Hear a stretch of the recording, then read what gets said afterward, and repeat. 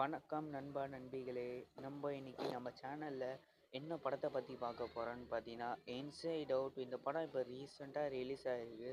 Release ஆனதுலேருந்து இந்த படம் நல்லா வரவேற்பாக வந்திருக்கு. ஏன்னா இந்த படத்தோட ஃபஸ்ட்டு பாகமே வந்து வேறு லெவலில் ஹிட் ஆகி ஒரு ஆஸ்கார் லெவலில் வின்னிங் போயிருந்ததுனால இந்த படத்தோட ரெண்டாவது பாகம் பண்ணியிருக்காங்க. இந்த படத்தோட கான்செப்ட்னா சிம்பிள் கான்செப்ட் தான்.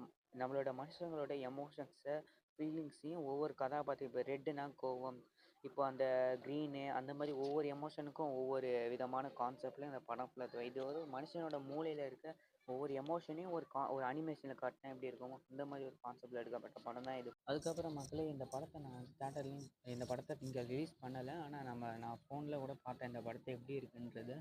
இந்த படத்தோட அனிமேஷன் பற்றி சொல்லணும்னா குவாலிட்டி வைஸ் சூப்பர் அனிமேஷன் பண்ணியிருக்காங்க. சின்ன பசங்க கூட்டிட்டு போனீங்கன்னா தாராளமாக பார்க்கலாம்.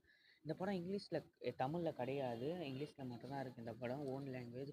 ஆனாலும் இந்த ஃபோட்டோ பார்க்கும்போதே நம்மளுக்கு இமேஜ் பார்க்கும்போது, இந்த வீடியோ பார்க்கும்போதே நம்மளுக்கு தெரிஞ்சிடும் இந்த படத்தோட இது ஒரு சிரிப்புத்தக்க ஒரு படமாக இருந்தாலும் நம்ம லைஃபுக்கு என்னென்ன விஷயம் மெசேஜஸ்லாம் கொண்டு வந்திருப்பாங்க, நம்ம எமோஷன்ஸோடு விளையாடினா எப்படி இருக்கும், நம்ம எமோஷன் நம்ம கூட விளையாடினா எப்படி இருக்கும்ன்றத ஒரு வினோதமான கான்செப்டில் ஒரு ஏஜென்ட் மாதிரி வச்சு இது பண்ணியிருக்காங்க. இந்த படம் ஃபுல்லாகவே என்னென்னா ஒரு அனிமேஷன் பண்ணிட்டு ஃபன் பேக்கேஜாக இருக்கும்.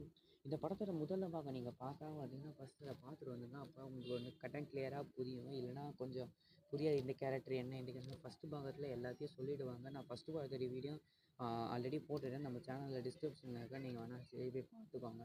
இந்த மாதிரி நிறைய படங்களாக ரிலீஸ் ஆகுதுனாலே இப்போ ஹாலிவுட் ரேஞ்சே வேறு லெவலில் சொல்லலாம். இந்த படத்தை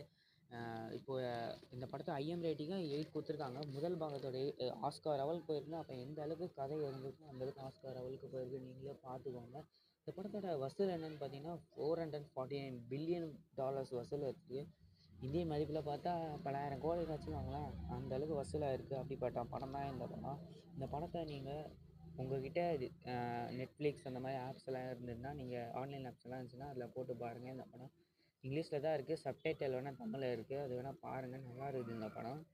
இதே மாதிரி நிறைய படங்கள்லாம் நம்ம சேனலில் போட போகிறோம் இனிமேட்லேருந்து. நம்ம சேனலோட பேர் என்ன, டெய்லி அப்டேட்ஸு. இந்த சேனலில் இனிமேட்டு தினம் தினம் ரிலீஸ் ஆகிற ஒவ்வொரு ஹாலிவுட் மூவிக்கும் நாங்கள் உடனே அப்டேட்டோடு உங்களுக்கு எல்லாத்தையும் ரிவ்யூ பண்ணிவிடுவோம். எல்லா படத்தோட கதைன்னு சொல்ல மாட்டோம், அந்த படம் எப்படி இருக்குது, இந்த படம் பார்க்கலாமா வேணாம், யார் பார்க்கலாம் யார் பார்க்க வேணான்ற கதையை நம்மளுக்கு சொல்லிவிடுவேன்.